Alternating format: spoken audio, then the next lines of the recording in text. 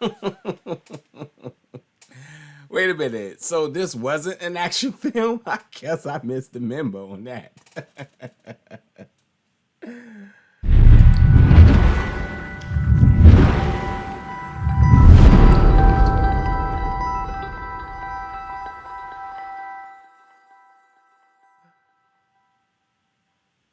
What's going on, everybody, and welcome back to the channel today for another movie review. So today we're going to be reviewing the film The Night of the Sicario, which is going to be in theaters April 16th, and then it will be available on demand and digitally April 20th. And like, come on now, look at the poster. It clearly looks like it's an action film. However, there's no way I can put this in the category of being an action film with only two gunfights that were very, very mediocre at best. This is absolutely a drama. It is suspenseful, and it's a comedy because it was funny. Whether it was intentional or not, there was parts I absolutely laughed at. Therefore, it's going to be a comedy. But by no means is this an action film. Not at all. Very, very underwhelming on the action. But you look at the poster, you're thinking some crazy stuff is going to go down. And then, which I'll read the synopsis in a second, you absolutely think it's legitimately going to go down. And like, even the score wasted no time giving you that really upbeat tempo, making you knew that like things were going to go down in this. So that's all I wanted. I wanted this to be off the rail, gunfighting and cat and mouse and whatnot, which essentially is in the synopsis, but like it did not deliver on that note. But anyway, let me read the synopsis and then give you the rest of my thoughts on this. So, while transporting the family of a key witness in a federal trial against the cartel, DEA agents are ambushed in a fatal shootout. Now, survivors, including a witness' young daughter, must take refuge in a nearby home as the ruthless sicarios hunt them down. With danger at every corner and a violent hurricane wiping out any chance of outside help, they must play a deadly game of cat and mouse with the cartel to live through the night. Now, come on now. If you read that, you're like, all right, this could be something crazy. And like even the cast, like you have Natasha Henstridge, who is from the Species franchise, and Costas Mandylor, who's from the Saw franchise. So a couple of names that you've seen in very popular franchises in the past. So like, you know, there's potential there with them. But it just, I'm sorry, it was just underwhelming. Like, I gotta be honest, like the first 2 minutes, the CGI is so noticeably bad, I just bust out laughing like, okay. But I'm okay with that because it can be crazy like that and still be entertaining. Like, for sure, I've seen movies that CGI is so unbelievable. Like, it was just that entertaining. Like, Sharknado is a good example. Like, it just it knows its niche and it goes so overboard with it that it's just good. You know, it's a movie that stays in the zone.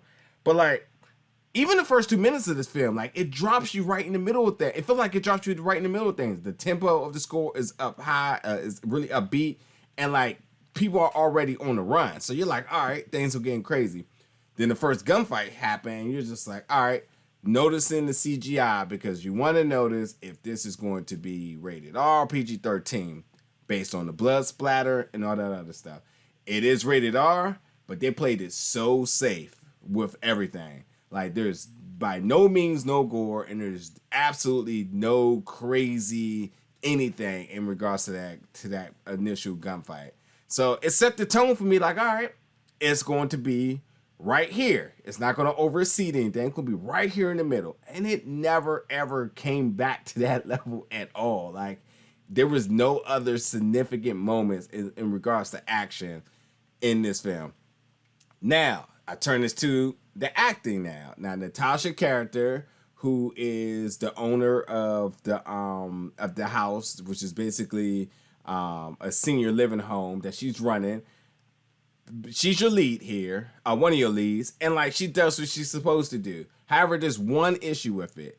The entire story to me did not have me completely invested into the survival of your protagonist. So the little girl who I thought was actually probably the brightest part of this movie, you know, and probably the best, you know, performance of this movie, to be honest, too, it just wasn't enough to really make me sympathize with her. And you need that in this type of movie. You need to feel scared, and you need to feel worried, concerned, all sorts of those type of emotions with this girl who is trying to survive her life. And it never connected for me. And Natasha's character, it did at times, but it just wasn't enough for the entire movie, since it wasn't really her who was truly the one in danger majority of the time, who was the one we need to be sympathizing with. I mean, you can't fault her for being a good actress.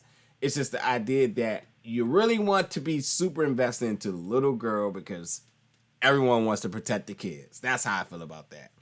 And again, like, there were scenes that I laughed at that probably wasn't funny. So therefore, it is a comedy. That's just what's that. But yeah, the little girl, Addison Kendall, who plays Amelia, I think that she's definitely one of the brighter spots in this film, along with the senior citizens that are in that. I also enjoyed their characters as well.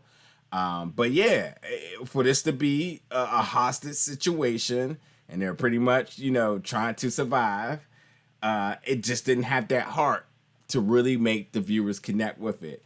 And by the way, there's a storm that's going on, as I read in the synopsis, and you tend to forget that a lot. And it's pretty much just a barrier as a reason to understanding why they didn't seek help outside.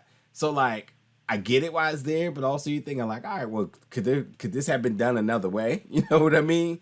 But yeah, the film is set in the DC area, and I just want to be clear that hurricanes do come through this area. I do live here, so it's not unreasonable on that note. But could it have been another way or another strategy into projecting the idea that they can't leave the house instead of using the hurricane? Because, like, yeah, whatever. Nonetheless, there's a plot twist that happens, and it was so, how do I put this? I guess if I didn't know no better, I would have said, like, all right, that was a plot twist. I was like, okay, what? So yeah, but nonetheless, like, this film, I say that, personally, I didn't have any high expectations, but looking at the poster and reading the synopsis, I'm like, hey, this could be something for sure. And it was just underwhelming on that note. So, obviously the things they could have did better with here was heighten the action, truly pour a little bit more emotion into the characters so that the viewers can truly connect with them. The score was good, definitely what you want in an action film. And, I would say, probably put your